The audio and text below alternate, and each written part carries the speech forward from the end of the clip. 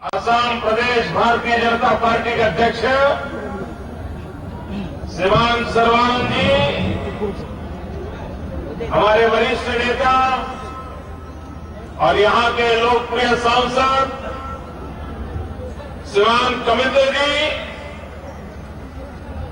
विजया चक्रवर्ती जी, राजेंद्र जी, मंच पर विराजमान सभी वरिष्ठ महानुभाव और विशाल संख्या में आए हुए प्यारे भाइयों और बहनों,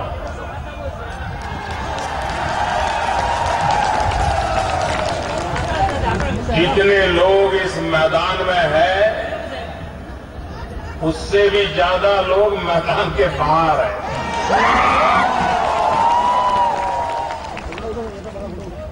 भाइयों बहनों, मैंने बहुत वर्षों तक आसाम में काम किया था। संगठन के काम के लिए यहां के जिलों में भ्रमण करने का मुझे सौभाग्य मिला था। संगठन की छोटी मोटी बैठकों से लेकर के आम सभाओं तक मेरा संबंध आया था, लेकिन आसाम के जीवन में मैंने ऐसी आंधी कभी नहीं देखी जो आज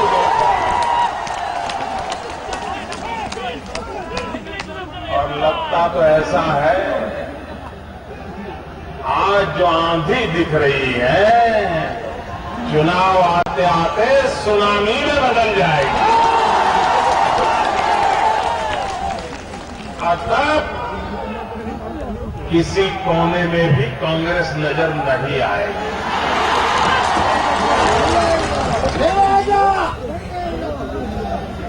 ये 2014 का चुनाव कांग्रेस के अंतकाल का आरंभ समझ लीजिए।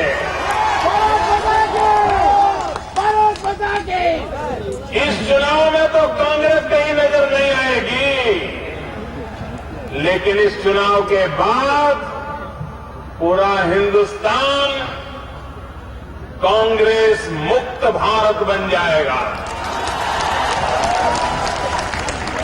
भाइयों बहनों, आज जब मैं बारात वैली में सिलचर में आपके बीच आया हूं, तब वीर त्रिकेंद्र जी की इस धरती को प्रणाम करता हूं। आज इस धरती पर उल्लासकर दत्त महान शहीद अरुण चंद जी, ऐसे वीर पुरुष जिन्होंने भारत मां को अंग्रेजों की जंजीरों से मुक्त कराने के लिए अपनी जवानी आहूत कर दी थी, ऐसे त्यागी तपस्वियों की इस धरती को मैं प्रणाम करता हूं। भाइयों बहनों,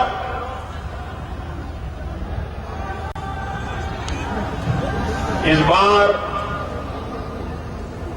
माता कामाख्या की आशीर्वाद सिर्फ आसाम को नहीं, पूरे हिंदुस्तान को मिलने वाले हैं। और मां कामाख्या के आशीर्वाद से हिंदुस्तान के हर नागरिक की कामना पूर्ण होने वाली है, ये मुझे साफ नजर आ रहा है। भाइयों बहनों,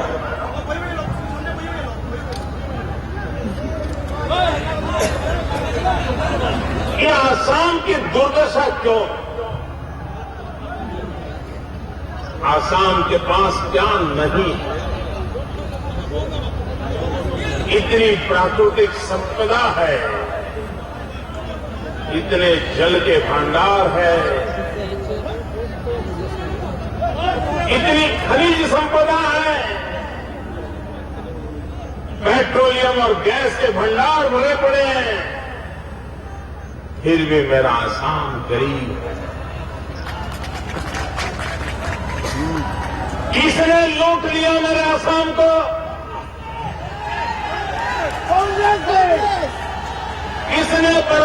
कर दिया मेरे आसाम को। ये आसाम को बर्बाद करने की छूट किसने दी? भाइयों बहनों,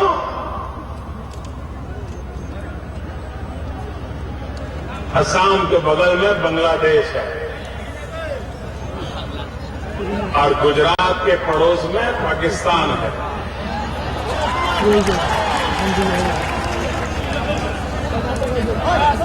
भाइयों बहनों, यहां सरकारें ऐसी आई है कि बांग्लादेशियों के कारण पूरा आसाम परेशान है और मेरे कारण पूरा पाकिस्तान परेशान है।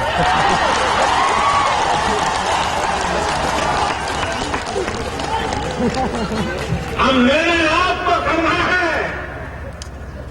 कि आपको ये बांग्लादेशियों से परेशानी झेलनी है कि आसाम का भविष्य तय करना है। अगर आप आसाम का भविष्य तय करना चाहते हो तो भाइयों बहनों, मैं आपके पास आया हूं। आप मुझ पे भरोसा कीजिए।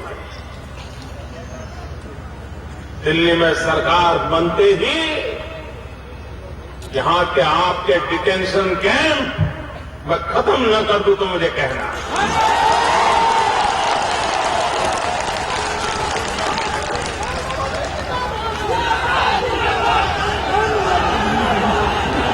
भाइयों बहनों,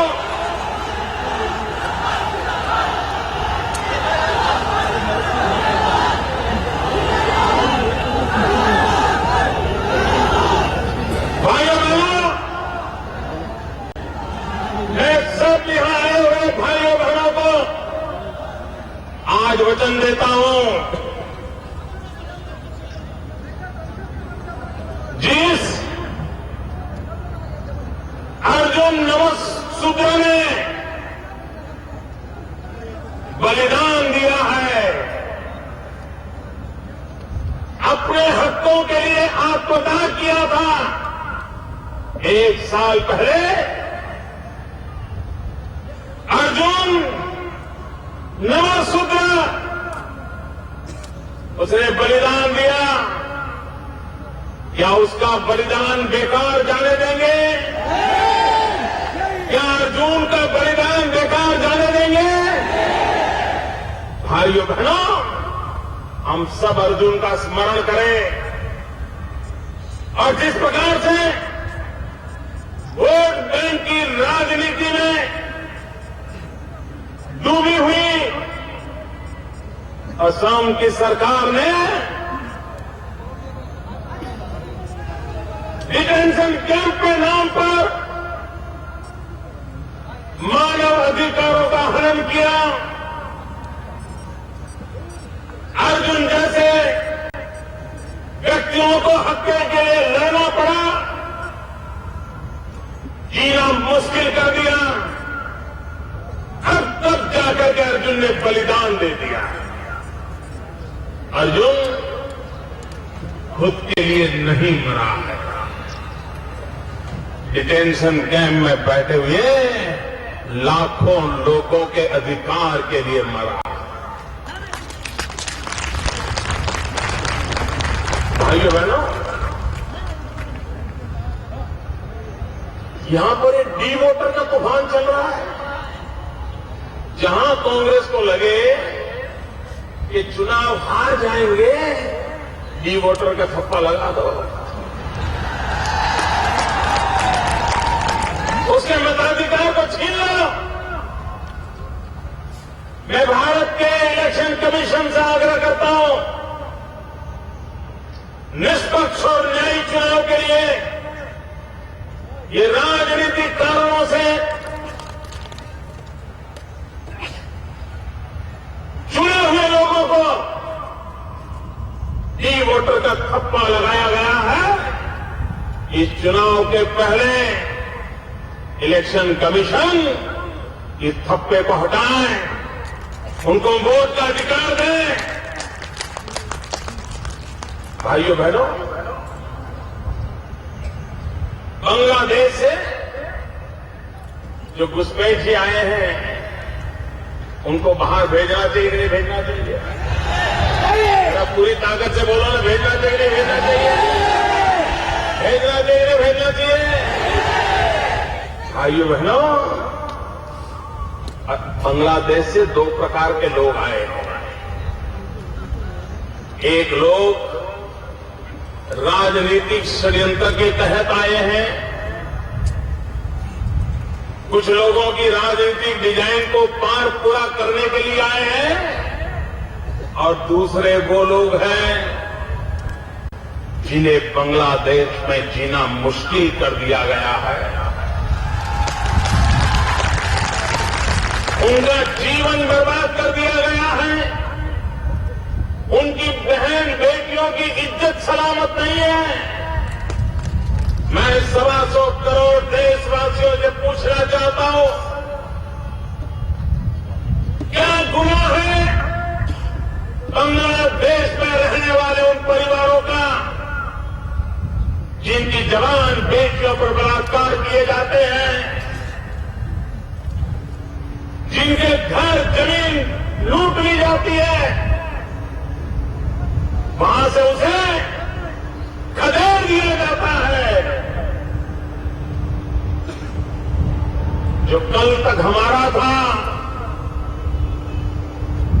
वहां से उसको खदेड़ दिया गया है।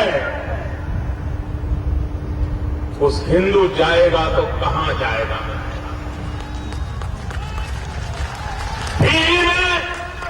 फीजी में अगर हिंदुओं पर जुल्म होता है तो फीजी का हिंदू कहां जाएगा?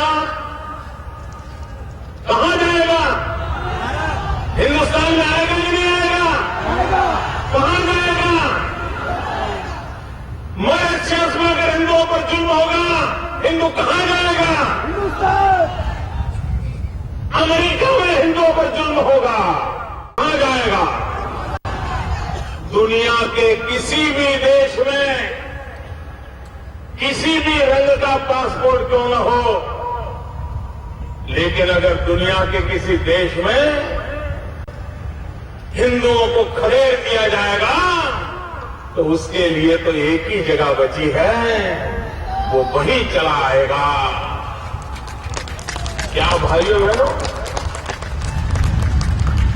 क्या हमारी सरकार उन पर भी वैसा ही जुल्म करेगी जैसे विदेशों में उन पर जुल्म हो रहा है? क्या हम भी वैसा ही जुल्म करेंगे जैसा बांग्लादेश में हो रहा है? नहीं, ये हम नहीं कर सकते। लेकिन पाकिस्तान से भी लोग गुजरात में आए हैं। जब अटल जी की सरकार थी, उन्होंने क्या किया? वो आए तो थे राजस्थान और गुजरात में, लेकिन अटल जी ने क्या किया? जो पाकिस्तान से आए हुए हिंदू थे उनके लिए योजना बनाई और सारा बोझ अकेले गुजरात पर भी नहीं आया, अकेले राजस्थान पर भी नहीं आया, हिंदुस्तान के भिन्न भिन्न कोने में थोड़े थोड़े थोड़े लोगों को बसा दिया। भाइयों बहनों, हम नहीं चाहते कि जो बांग्लादेश से हिंदुओं को खदेड़ दिया गया है, इनका बोझ अकेला आसाम उठाए, वो तो आसाम के साथ अन्याय होगा। पूरे हिंदुस्तान में सभी राज्यों ने 500 यहां रहे, 1000 उधर रहे, कोई तमिलनाडु जाए, कोई केरल जाए, कोई गुजरात जाए, कोई राजस्थान जाए, उनको रोजी रोटी मिले, रहने के लिए जगह मिल जाए, उनके बच्चों को पढ़ने की शिक्षा मिल जाए, वो अपनी जिंदगी जीना शुरू कर लेंगे। आसाम की समस्या का भी हल हो जाएगा और बांग्लादेश में मुसीबतें झेल रहे उन नागरिकों का भी समाधान हो जाएगा। और जो घुसपैठिए हैं और राजनीतिक मकसद से आए हैं, उन्हें तो वापस वहीं भेजना होगा जहां से वो आए। भाइयों बहनों, आपके अधिकार को छीन लिया जा रहा है। आसाम का नौजवान बेरोजगार और बाहर से आए हुए लोग रोजी रोटी कमाना शुरू करते हैं। आप मुझे बताइए, आसाम के साथ अन्याय है कि नहीं है? या न्याय जाना चाहिए नहीं जाना चाहिए? आपको न्याय मिलना चाहिए। दिल्ली में सरकार बना दीजिए, न्याय मिलने की शुरुआत हो जाएगी। भाइयों बहनों, आप मुझे बताइए, करीब 150 साल हो गए यहां चाय बागान का काम विकसित हुआ। 150 साल हुए होंगे, 150 साल हुए होंगे। आसाम के अंदर हिंदुस्तान के और भागों से मजदूर आए, चाय बागानों में काम किया और आसाम को पहचान दी, दुनिया को चाय दी। और आसाम ने सिर्फ चाय दी ऐसा नहीं, आसाम ने दुनिया को चाह भी दी है, चाह भी दी है। भाइयों बहनों, जिन्होंने 150 साल तक मजदूरी की, चाय बागानों में अपनी जिंदगी खपा दी, 4-4, 5-5 पीढ़ी चाय बागानों में काम करते रहे। हमारे ही देश के भाई हैं। भाइयों बहनों, अगर देश को विकास करना है, प्रगति करनी है, तो क्या 4-4, 5-5 पीढ़ी तक ये चाय के बागान में काम करने वाले ऐसे ही जिंदगी जीने के लिए मजबूर करना होगा क्या? क्या उनकी जिंदगी का बदलाव आना चाहिए नहीं आना चाहिए? उनके बच्चों को शिक्षा मिलनी चाहिए नहीं मिलनी चाहिए? उनको रहने के लिए घर मिलना चाहिए नहीं मिलना चाहिए? उनको सम्मान भरी जिंदगी जीने का अवसर मिलना चाहिए नहीं मिलना चाहिए? भाइयों बहनों, चाहे सरकार आसाम की हो चाहे दिल्ली की हो, जिस चाय से हिंदुस्तान को अरबों खरबों डॉलर की कमाई होती है, फॉरेन एक्सचेंज कमाने को मिलता है, जो चाय आज घर घर पहुंच गई है।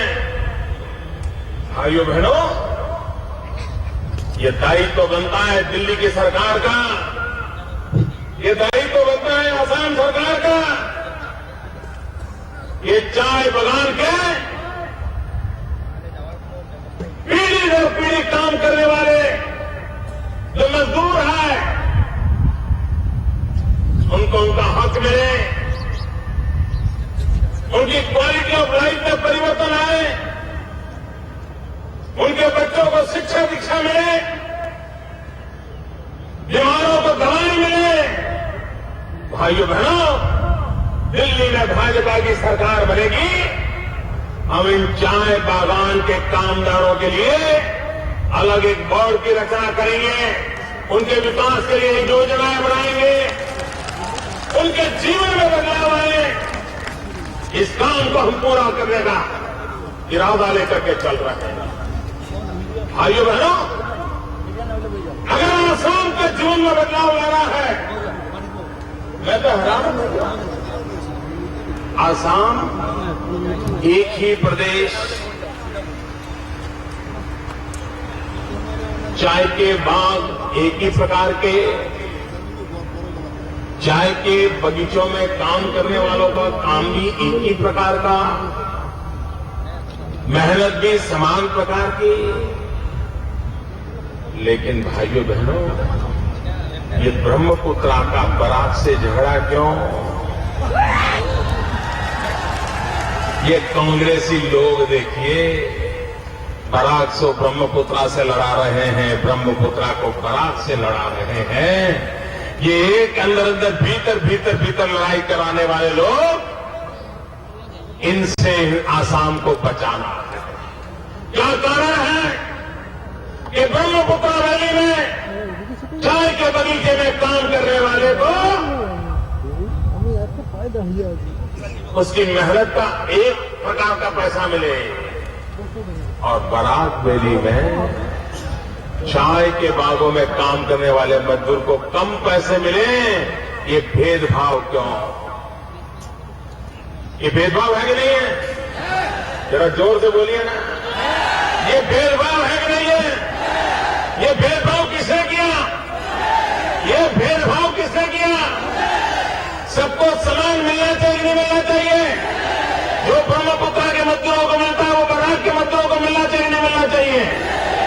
भाइयों बहनों, बराक भी हमारी मां है, ब्रह्मपुत्र भी, लेकिन दोनों के बीच में झगड़ा नहीं चाहिए।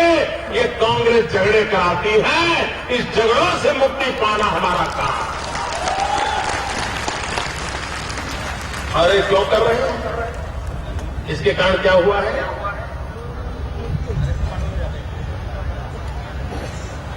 भाइयों बहनों, ये अन्याय क्यों किया जा रहा है? उसी का परिणाम ये हुआ है कि बराक वैली में चाय के जो कारखाने हैं वे आज बीमार होते चले जाए, रुग्ण होते चले जा रहे हैं। धीरे धीरे करके मजदूरों की छुट्टी हो रही है, बेरोजगारी बढ़ती चली जा रही है।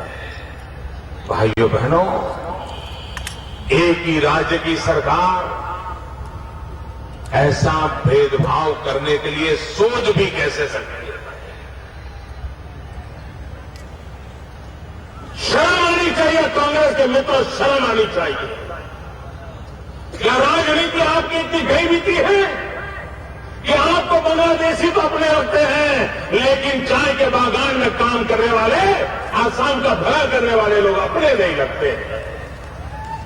ये भेदभाव अन्याय कब तक? इसलिए भाइयों बहनों, आसाम के भविष्य के लिए, और एक बात मान लीजिए भाइयों, ये आसाम की सरकार आपका भला नहीं कर सकती है। मैंने सुना कि आपके मुख्यमंत्री को जब पता चलता है कि मोदी जी आने वाले हैं,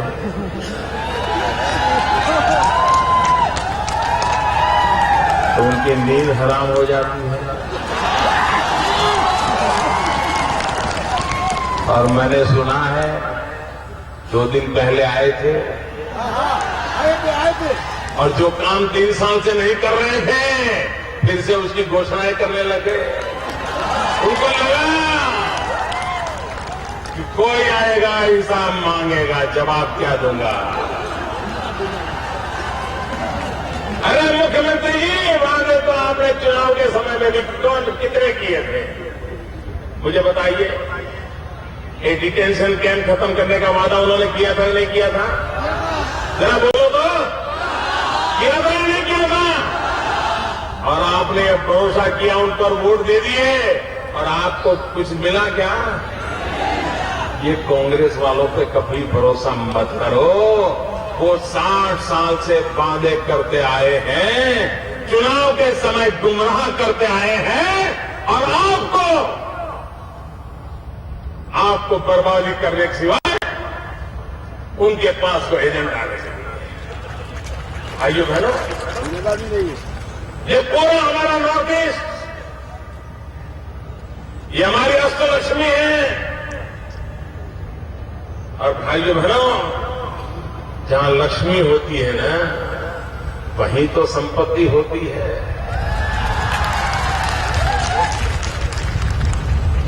हमें सरस्वती भी चाहिए, हमें लक्ष्मी भी चाहिए। हम सरस्वती की पूजा करते हैं, हम लक्ष्मी की पूजा करते हैं। और ये हमारे नॉर्थ ईस्ट के 8 प्रांत, ये हिंदुस्तान की अष्टलक्ष्मी है। लेकिन भाइयों बहनों, लक्ष्मी को बैठने के लिए जगह भी तो चाहिए ना। लक्ष्मी बेचारी आएगी तो बैठेगी कहां? लक्ष्मी कहां विराजती है मालूम है ना? लक्ष्मी कमल पे विराजती है। अगर कमल नहीं होगा तो लक्ष्मी आकर के चक्कर काट के चली जाएगी। और इसलिए इन नॉर्थ ईस्ट के सभी 8 राज्यों में अब लक्ष्मी जी पधारने वाली है, रुक जाए, ये व्यवस्था करनी है तो कमल खिलाना होगा। आपका भविष्य बन सकता है? बन सकता है? कब तक झेलोगे इन लोगों को? भाइयों बहनों, आज मैं आपको विश्वास दिलाने आया हूं कि मेरे असम के भाइयों बहनों, समय की मांग है। आज नॉर्थ ईस्ट में अगर किसी परिवार में गंभीर बीमारी आ जाए तो उसको अस्पताल नहीं मिल रहा है, अच्छी सुविधा नहीं मिल रही। आजादी के इतने सालों के बाद मरीज को कोई अच्छी अस्पताल नहीं मिलनी चाहिए। हमारा सपना है हमारे नॉर्थ ईस्ट के अंदर एम्स जैसा अस्पताल क्यों न बने। हमारे नॉर्थ ईस्ट में आईआईएम जैसे इंस्टीट्यूशन क्यों न बने। भाइयों बहनों, आसाम में भी गैस और पेट्रोलियम का कारोबार है, गुजरात में भी गैस और पेट्रोलियम का कारोबार है। हमने वहां हमारे नौजवानों को रोजगार मिले इसलिए पेट्रोलियम यूनिवर्सिटी बनाई ताकि वो बच्चे पढ़ लिख करके उस पेट्रोलियम और गैस के क्षेत्र में उनको काम मिल जाए। क्या ये काम आसाम नहीं कर सकता था क्या? लेकिन उनको उनके नौजवानों की चिंता नहीं है और उसका परिणाम क्या है? बहुत सारे आसाम के नौजवान गुजरात की पेट्रोलियम यूनिवर्सिटी में पढ़ने के लिए आते हैं क्योंकि उनको मालूम है कि वो अगर उनकी शिक्षा हो गई तो आसाम में वापस आकर के अच्छी नौकरी उनको मिल सकती है। यही काम आसाम में हो सकता था, लेकिन ये धरती से कटे हुए लोग हैं और ये मन के छटे हुए लोग हैं और इसलिए न उनको कल की चिंता है, न उनको नौजवानों के भविष्य की चिंता है। भाइयों बहनों, अटल बिहारी वाजपेयी ने एक बहुत बड़ा काम शुरू किया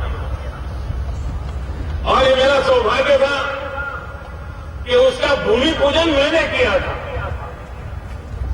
वो काम था सौराष्ट्र को सिलचर से जोड़ने वाला महासड़क का काम। भाइयों बहनों, कभी कभी मुझे लगता है हमारा हिंदुस्तान खेल कूद में पीछे रह जाता है। अंतर्राष्ट्रीय खेल जगत में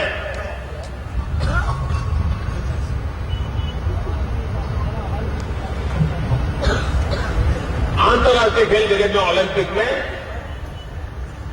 हम कुछ नहीं कर पाते हैं। भाइयों बहनों, मैंने इस इलाके में बहुत भ्रमण किया, यहां के नौजवानों की ताकत को जानता हूं।